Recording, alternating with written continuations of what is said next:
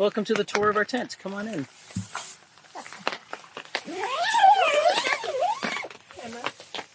This is the first time that we've set up the hammock in the tent, and there's a little tiny human in the hammock.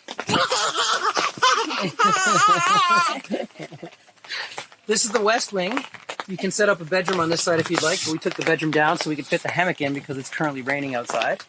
And this is our inside setup. This is the bedroom side, or also the dog nap area. We have this wonderful double mattress on here, the Mega Pad Duo. I forget the exact name. It's expensive, but it's worth every penny. It really makes the camping very luxurious. So yeah, this is the inside of the Berghaus Air 6. The Tent Mahal. Tent Mahal 2, version 2.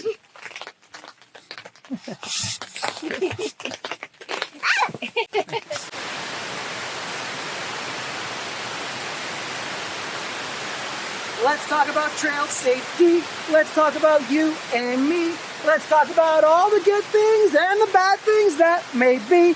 Let's talk about trail safety.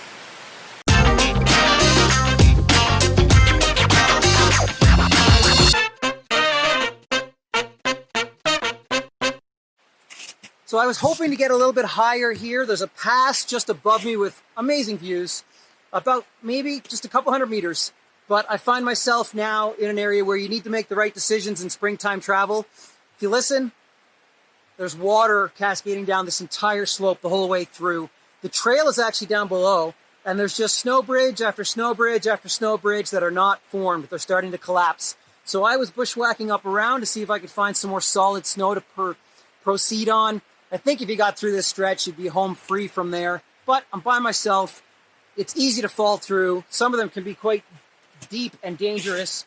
This is just a prime example of a small one where if you're not paying attention, you end up just like that coming through. So it's snow, or there would be snow bridges the whole way across every lump here. Not worth it right now. So I'm going to turn back, head back out this way, and then I'll start back down the slope. Spring travel, complex. You take what's given to you, and don't chase views and summits, or you can get yourself into trouble.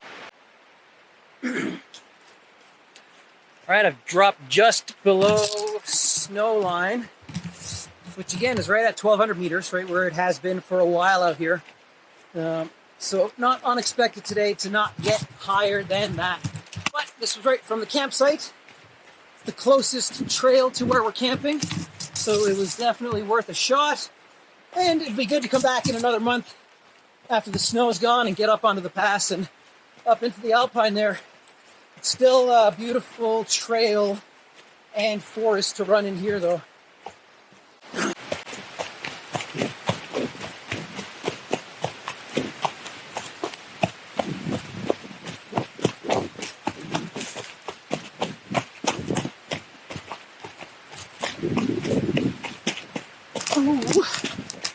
Ew. Everything's still a bit slippery slidey. 10 seconds later.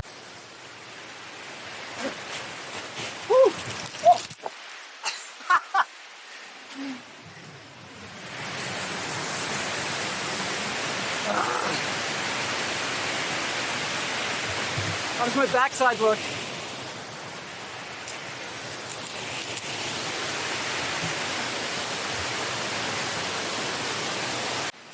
How do you not fall when you're running downhill? I do. I normally edit it out, though.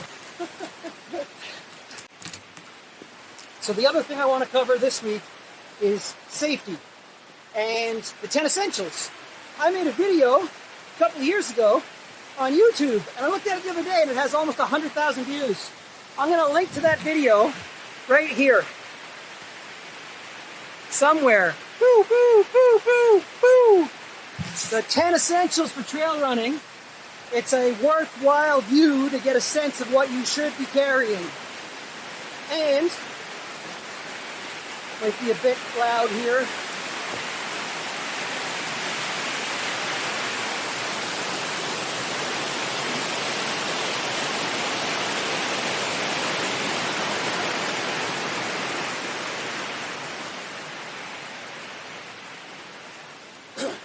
As you can see, I'm kind of loaded up today.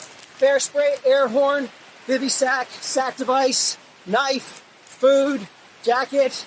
I've got all of my essentials because I was heading out into wild terrain. This is definitely a lesser traveled area, and I haven't been here in many years. I know it's big animal country. Bears and cougars are definitely in the vicinity, and I want to ensure I come back safely. So you make the right decisions when you're out there. And the most important thing is leave a trip plan. Be very easily overlooked. So I left a trip plan with Linda, told her where I was going, how long I anticipated being, and what to do if I didn't show up on time. So because we don't have service out here, I can only emergency message friends in town an hour away if anything were to go wrong. So I let her know our plan if she doesn't see me, what not to do while she's waiting for me to message for help, and those people will find and communicate with her as to what to do. So, something to keep in mind. Always leave your intentions. Just one more way to ensure you're not out somewhere for days at a time waiting for someone to find you.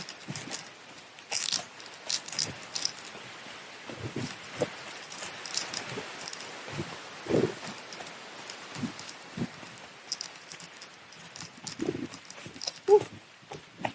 Woo.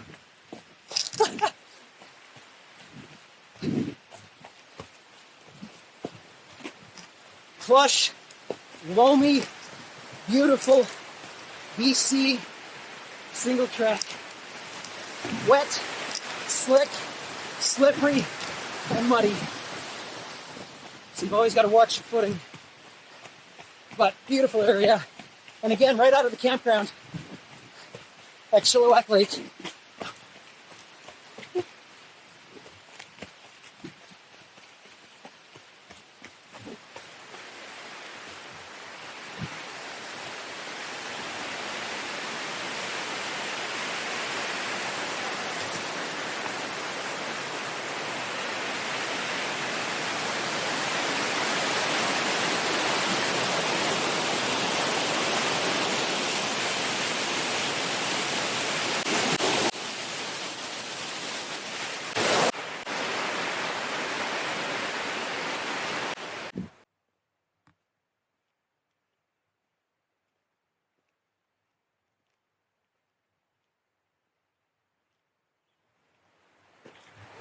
Thanks for tuning in this week. Be kind to yourself, be kind to each other. Have a great week.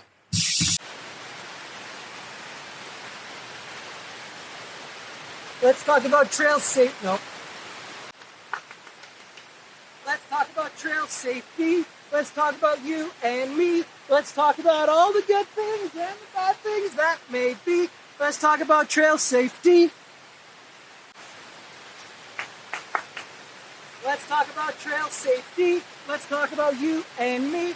Let's talk about all the good things and the bad things that may be.